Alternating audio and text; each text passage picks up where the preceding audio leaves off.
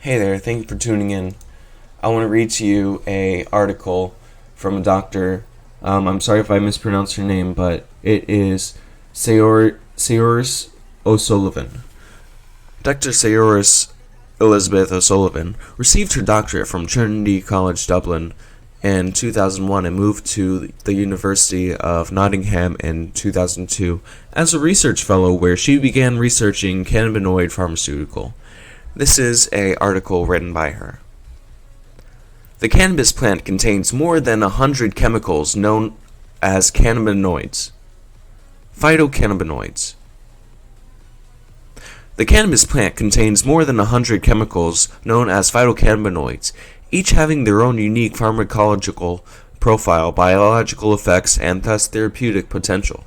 Our scientific knowledge has focused on the two best known and abundant phytocannabinoids, tetrahydrocannabinoid, THC, and cannabidiol, CBD, but some of the less abundant chemicals have been receiving interest lately, such as THCA. THCA is the precursor for THC produced by the plant and is decarbed, a chemical change in structure, to THC with heat, light, and time, for example by heating, smoking, or cooking. Unlike THC, THCA is not associated with psychotropic effects in monkeys, mice, or dogs, and since we know these effects are due to CB1 receptor activation, this suggests that THCA is not a strong activator of this receptor.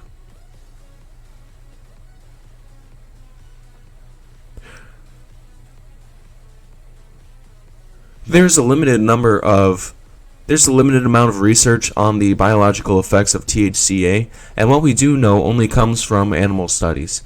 In rats, it has been shown that THCA reduces nausea, as THC is also unknown to do. In this study, they found the effects of THCA were brought by CB1 receptors.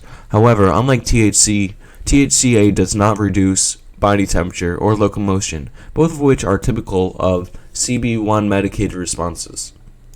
Therefore, it is interesting that THCA might cause some CB1 responses and not others.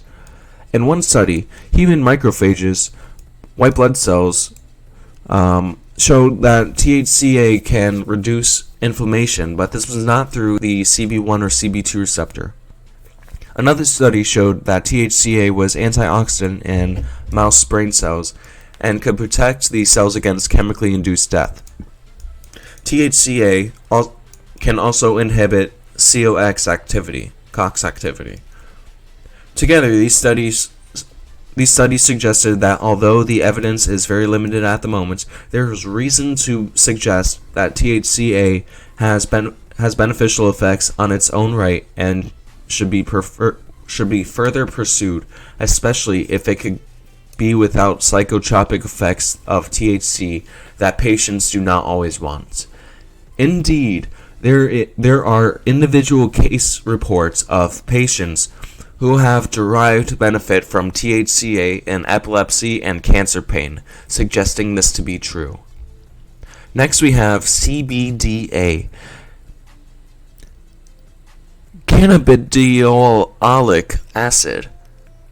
CBDA is the precursor for CBD, produced by the plant that is decarbed to CBD with heat, light, and time.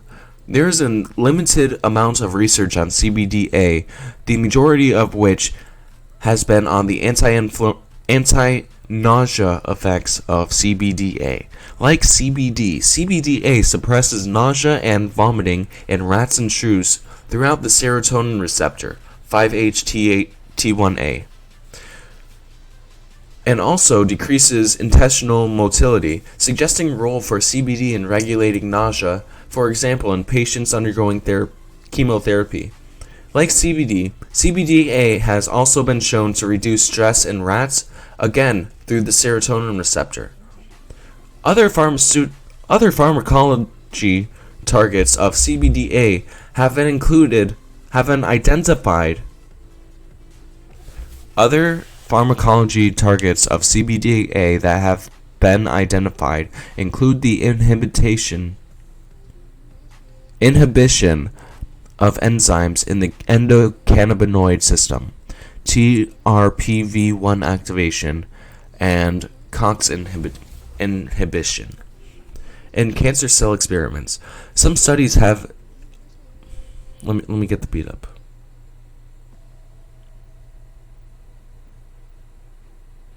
Some studies have identified an anti-tumoral effect of CBDA. CBDA decreases human breast cancer cell growth, and COX-1 inhibition by CBDA has also been shown to increase prostaglandin production in human colon cancer cells. However, another study testing CBDA against a range of cancer cell lines did not find that CBDA affected cancer cell growth, and therefore seems that further work is required to establish any potential anti-cancer effects of this novel phytocannabinoid. Next up, we have CBDV, cannabidivirin.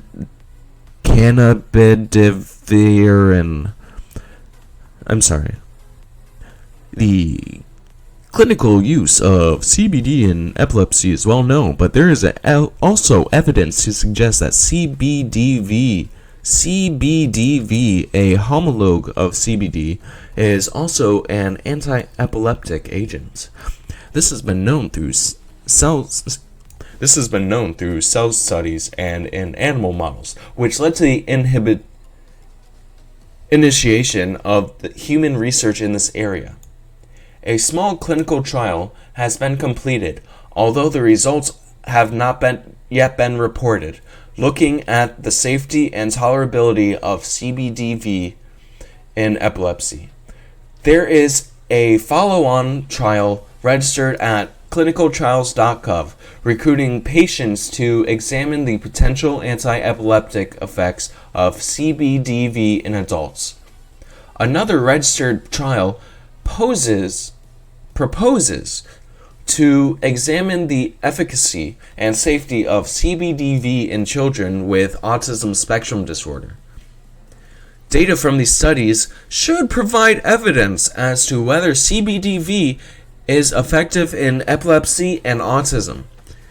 In the laboratory, it has been shown that CBDV decreases fat formulation and inflammation in human skin cells, and it was suggested by the authors as a potential anti-acne agent. CBDV decreases mouse bladder contractility and may be useful for bladder dysfunctions.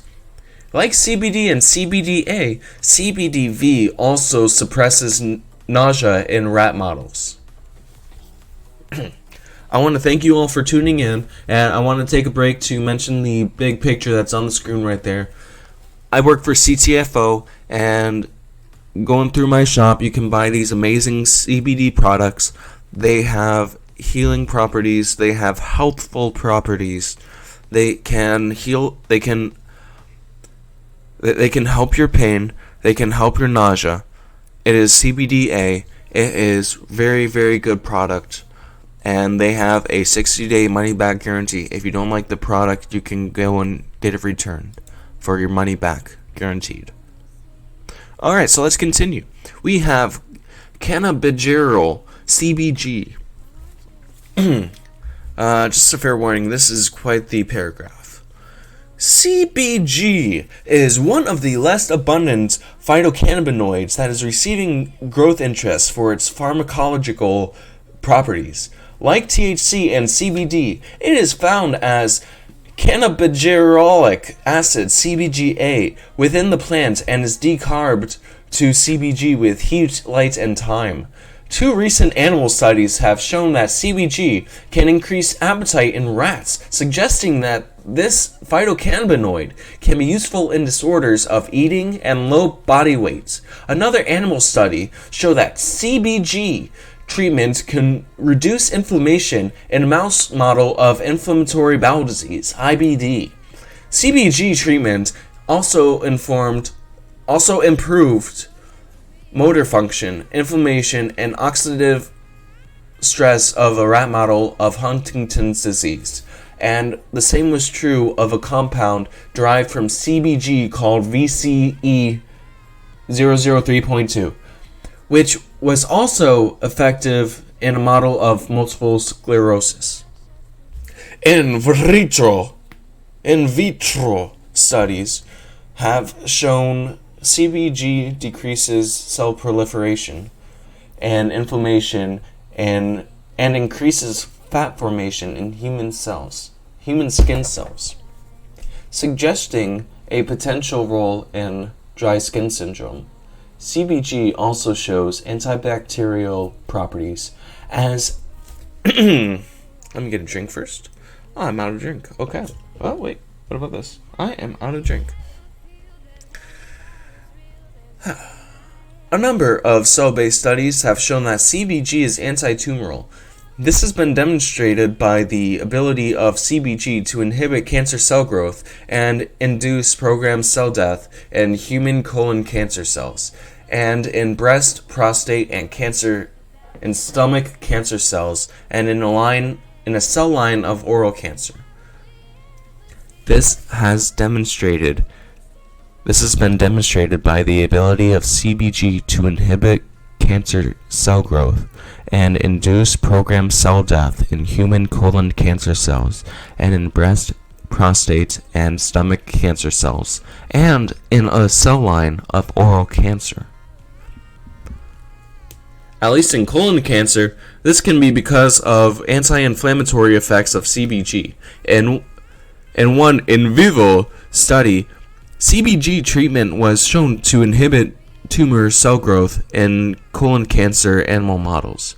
Together, these studies show that there are interesting properties of CBG that could be pursued clinically with CBG either alone or in combination with other phytocannabinoids, but this compound has not been yet tested in a single compound in humans,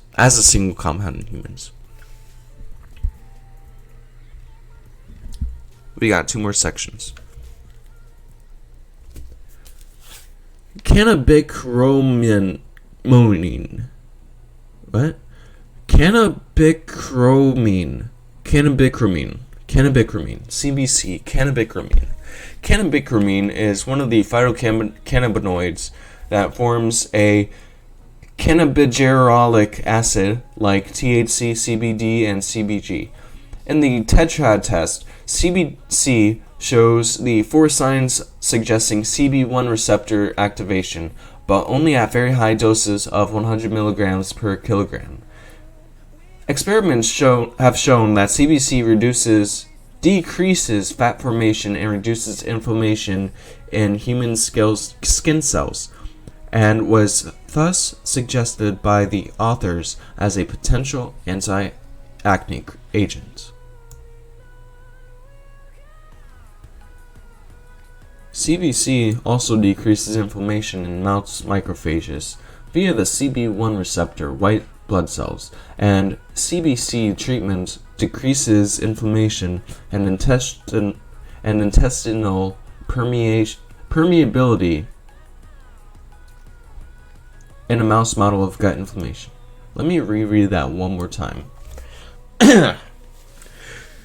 CBC also decreases inflammation in mouse macrophages via the CB1 receptor white blood cells, and CBC treatments decreases inflammation and intestinal permeability in mouse model of gut inflammation.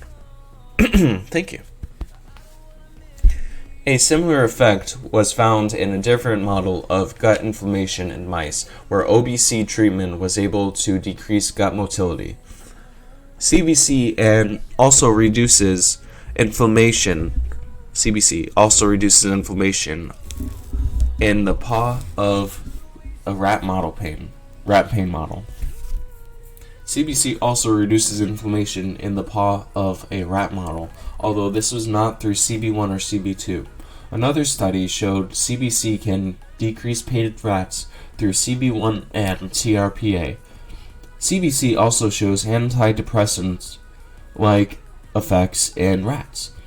CBC increases the viability of neural stem cells, but inhibits their differentiation into astroglia. CBC shows antibacterial properties against a number of bacterial strands and anti-tumoral properties when tested against various cancer lines. Now I'm going to try pronouncing 5 more names, which, to the best of our knowledge, there's no published research on the biological effects of these, but apparently are part of the marijuana plant. Cannabivarin, CBV, cannabivarin. Cannabinodiol, CBND. Cannabidiol, cannabidiol,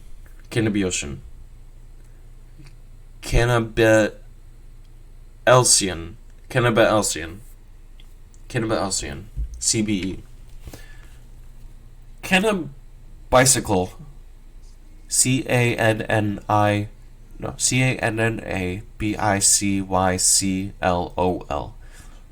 Cannabicycle, CBL, cannabicyclol. Next is cannabitriol, CBT, cannabitriol. To the best of our knowledge, there is no published research on the biological effects of those things I just read to you. Summary. Of the 100 phytochemicals that are found in the cannabis plant, we only really have evidence on the biological and potential therapeutic effects of THCA, THCV, CBDA, CBV, CBC, and CBG. Of these, only THCV and diabetes and metabolic disorders, and CBDV in epilepsy and autism have been tested as single molecules in humans. From animal and cell line studies, we know that THCA, THCV, and CBDA may have a role in reducing nausea. CBG might also help stimulate appetite.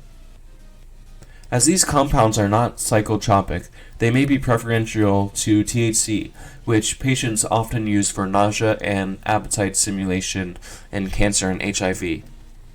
THCA, THCV, CBG, and CBC all have anti-inflammatory properties in various models, with therapeutic applications against a wide range of inflammatory disorders. CBDA, CBG, CBC have a potential anti-tumoral properties. THC and CBG might also be protective in various neurological disorders. Further research is required to translate some of these promising findings into clinical trials to provide effectiveness of the compounds, either as single components or combinations of phytocannabinoids in humans. With all that being said, I highly recommend you take a look again at the picture that's showing right in front of you, the 10x Pure Combo Pack. We have the drops with extra strength relief. You do a few drops and then boom, it hits you. You got these pills in the middle. You have the stuff on the right. We have the kits. This is the combo pack. And you know what? You can get it, and it's at a discount. So if you wanna go ahead, you can get it at a discount. Just visit my shop, buy the 10x Pure Combo Pack, and you are going to save roughly $80 if you order right now. You could save even more if you auto ship. It's great. So go ahead and do that. I want to thank you for watching my show. The link I got this from, it is called Fundication Canna. The website is fundacion-canna.es. So yeah, Thank you so much for watching. Like, comment, and subscribe. So I want you to actually do this time. I want you to go and go over to the like button. Yeah, go over. Not the dislike. No, not there, not there. The one to the side of it. Yeah, like button. And then to the right side of that, not the dislike. To the right side of that, there's a subscribe button. Go ahead and click that, so that way whenever you see my videos, you'll know when they come out. And go ahead and click that bell icon, because if you don't click the bell icon, I mean, yeah, you're supporting my numbers, but you won't see my videos. If you click the bell icon, you'll get notices when I post a new video. And I've been on a really good streak of posting videos lately, so I think you'll enjoy them, especially if you enjoyed this video. We have some scientific stuff out there, we have some product placement, we have some Minecraft, we have video games, we have random talking, we have cooking, whatever I feel like doing that day we have. So I would really like you to join my channel, and if you want to join my group, you absolutely can. I wouldn't say we're hiring, but we are accepting applications. It's free, so there's no really hiring, but yeah, we're hiring. I'm hiring. I'm not hiring for a hourly job, but I'm hiring for a commission. So hit me up. Comment in the comments below. This is real stuff. Alright, have a good day.